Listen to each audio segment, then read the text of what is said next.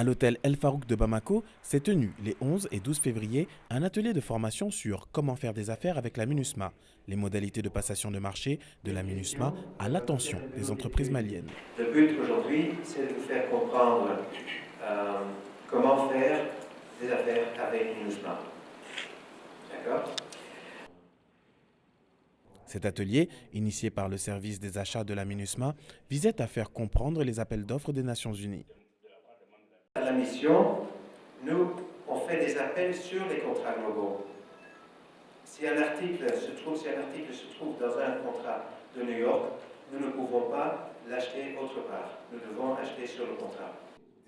Au cours de cet atelier, les participants ont pris connaissance du mandat de la MINUSMA, du code de conduite ainsi que des différentes procédures pour répondre à un appel d'offres de la MINUSMA. Nous organisons un séminaire pour toutes les entreprises au Mali parce que nous voulons qu'ils nous connaissent mieux. Le souci des achats, c'est d'acheter le plus compétitif possible et je crois qu'il y a beaucoup d'opportunités d'acheter compétitivement sur le marché local.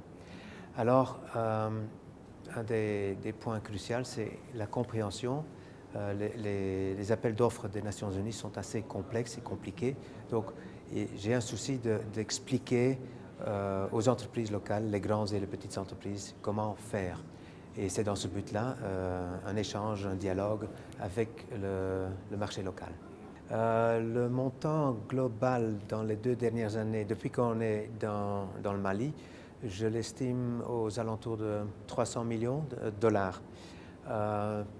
Sur combien de contrats? Une cinquantaine de contrats. Il y a des contrats de toutes sortes, des contrats d'immobilier évidemment, contrats de location de véhicules, location de générateurs, contrats de construction. Et là-dedans aussi, on va augmenter très fort dans les 6 mois à venir. À l'issue de cet atelier, les participants ont exprimé leur satisfaction et le souhait de pérenniser les opportunités d'affaires avec la MINUSMA. En fait, en sortie, j'ai quand même 2 choses à retenir. D'abord, comment on doit postuler. C'est très important parce que c'est une grande institution qui est sur la place.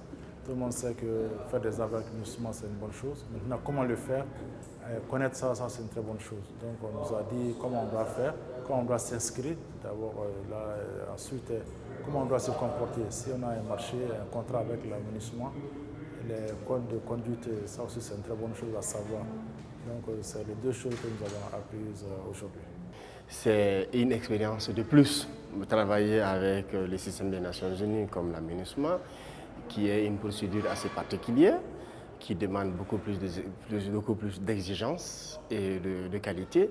C'est vrai qu'au sein de mon entreprise, il y a un contrôle qualité et ça nous permet chaque fois quand même de parfaire ça. Donc ça nous permet quand même de nous améliorer dans le montage de nos dossiers. Sinon, ce n'est que des plus que nous avons par rapport au montage des dossiers d'appel d'offres. Mon partenariat, je le juge très positif parce qu'aujourd'hui, quand même, ça constitue 90% de mon chiffre d'affaires.